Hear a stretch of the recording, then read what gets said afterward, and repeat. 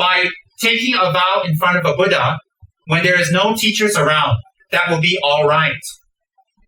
If there is a qualified teacher around and we take the vow from a teacher, it's more beneficial. Why? Because there's a lineage. The vows has a source. To receive a vow from a living vow holder plants the seeds in our mind to actualize those vows. By taking a vow in front of a statue or an image or a picture when no guru's around, we don't plant the seeds of activation of the vows. We only plant, what we do is we receive the vows in front of a statue, we take it because we have respect for the image of a Buddha and we believe the Buddha is there. So when we take the vows in front of a statue or image or a picture or a relic, it is only something that helps us to stop us from doing more negative karma because we have sworn. So it has the benefit of stopping the negative karma once we have sworn, but it has no benefit of activation of the seeds that has never been planted in us. You understand?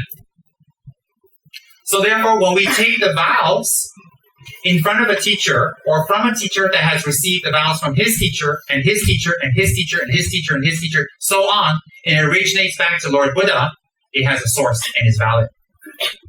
If we simply take it in front of a statue and image, it stops us from doing more negative action, but it doesn't have the potential to open up seeds.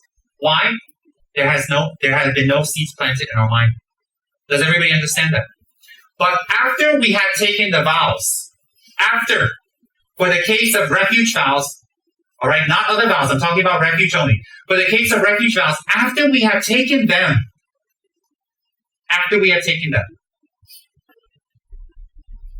if we should break it, if we should haphazardly damage it, we may go back to a Buddha image, we may go back to a Buddha picture or tanka or representation.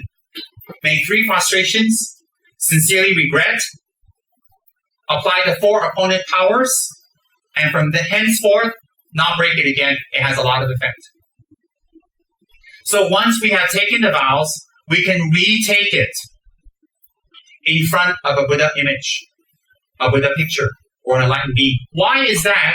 Think carefully. Because you have already taken the vows. The seeds are there. It is likened to the seed being planted in the ground. If we don't cultivate it, the seed just doesn't grow. But it doesn't die or dry away. It stays there. So maybe when the rains come, 1 year, 1 month, 10 years later, the seeds will sprout. Similarly, when the Lama gives you the vows, because he's received it from his Lama, etc., etc., etc., you have the power of the vows because it's been passed from an authentic lineage. So once it's been passed down to you authentically, you plant it in your mind.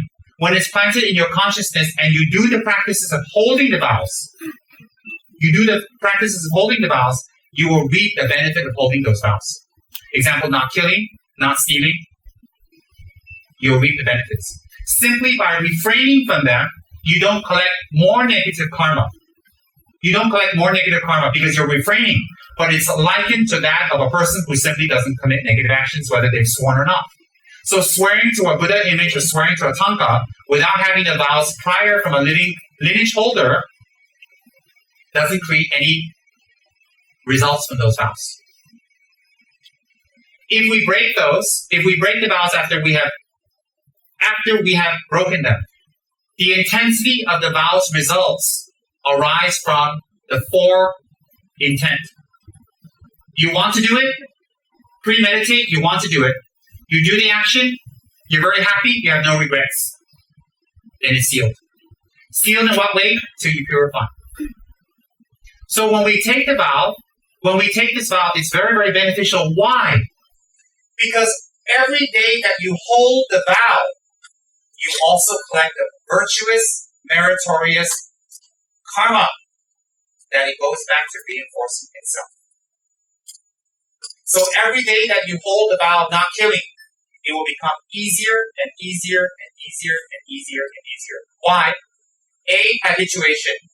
B, you are creating the direct cause of not killing. So in future lives, you will not be attracted to killing.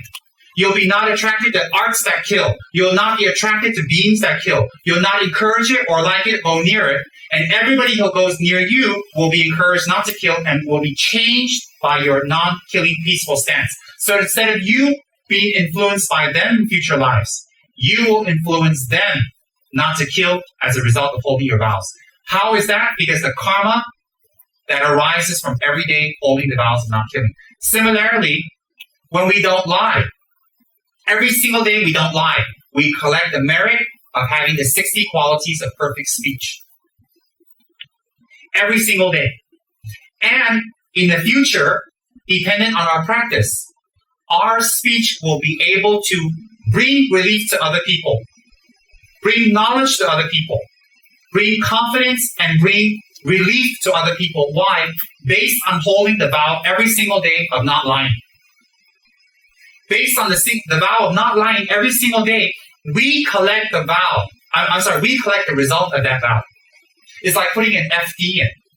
If you leave the FD in the bank, the interest can only accrue. Only can accrue. So therefore, taking a vow is very, very important for our Buddhist practice. Why is it important? A, we want to move ahead in our practice. We don't want to stay stagnant. We want something to push us. We want something to motivate us. We want something that makes us feel we have to do it. And what will be more important than taking vows in front of the three jewels? The actual beings that we take refuge in. I mean, most people go to the temple and they pray for things. They believe they have the power to grant things. So therefore, if we take vows in front of them, they also have the power to bless us, to hold our vows. By holding our vows well, it is training. Subconsciously, we know we have a vow. It forces us to break our habituations. Every day that we hold the vows, every day, it creates a powerful karmic result that reinforces our vows. So we become better and better and better. And in this life, it may be a struggle to hold our vows. But if we continuously struggle, it will become spontaneous and easy. When it becomes spontaneous and easy, it becomes habitual.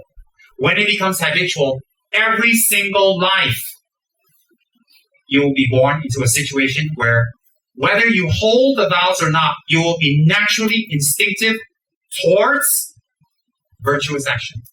Not killing, not stealing, not lying, not creating schism, not manipulating. You'll be naturally inclined. Why? From habituation. Then from that, you advance in your spiritual journey. Why? Whatever religion you are, wherever you're born, you need people who have ethics. You need people who are ethical. Ethics and ethical people don't come out from nothing. They must have a cause. The cause is unethical people. Unethical people who realize that ethics is more beneficial than being unethical. And unethical ways and doing things in life brings more harm than happiness. Realizing that we wish to be ethical, we wish to become better people.